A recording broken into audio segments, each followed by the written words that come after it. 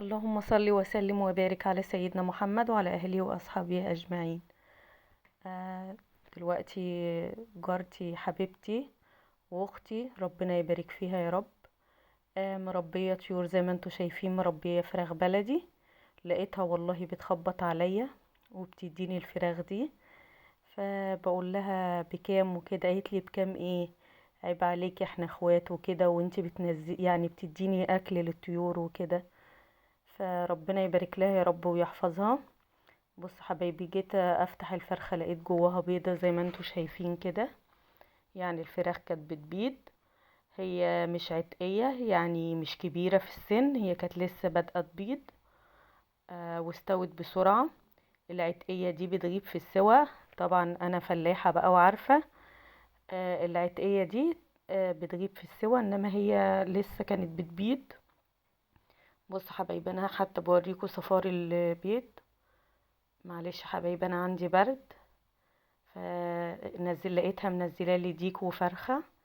فدبحتهم بقى، قلت لها تعالي انا ما بعرفش اذبح، تعالي اذبحهم لي. جت دبحتهم لي. ورحت جايه بقى مسخنه ميه ومريشاهم بقى، منضفاهم زي ما انتوا شايفين كده. وبصوا الصفار كان فيها بقى، وده الديك اهوت. وربنا يخليها يا رب ويبارك فيها. حب الناس والله ده نعمة. لما جيرانك يحبوكي، ساعات الجيران بيبقى احسن من الاهل والله. يعني هي مش جارة بس، هي اخت وحبيبة والله. ربنا يبارك فيها ويخلي لها ولادها يا رب. هي كويسة معايا وانا كويسة معاها برضو. وبيقول لك من خد ود صار المال ماله. وربنا يديم المحبة يا رب. حب الناس كنز يا ناس. زي ما انا ما غسلت، زي ما انتوا شايفين كده، غسلتهم بالملح والليمون والدقيق ونقعتهم.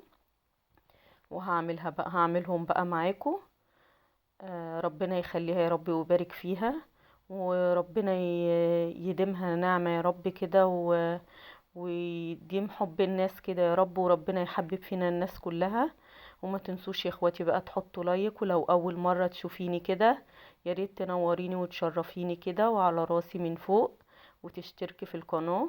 زي ما انتوا شايفين كده حبايبنا غالية المية. ما خدوش سوا خالص. انا كنت مفكرة ان هم عشان فيهم بيض وكده فان هم هيبقوا كبار، بس هم كانوا لسه، كانت الفرخة لسه بادئة تبيض. هي دي ديك وفرخة. فربنا يا رب يخليها ويبارك فيها. ومش اول مرة والله تديني، يعني هي بتضحي، بتذبح وكده وبتديني وادتني والله، بتدياني قبل كده برضو دكر بط. فربنا يخليها يا رب ويبارك فيها. وربنا يحبب الناس يا رب فيا. ويحبب فيكم الناس يا رب وربنا يديم المحبة يا رب كده. ويا ريت تنوروني كده وتشرفوني. كده حبايبي، انا حطيت بقى الفراخ اهوت، وهنزل ببصلايه وطماطمايه.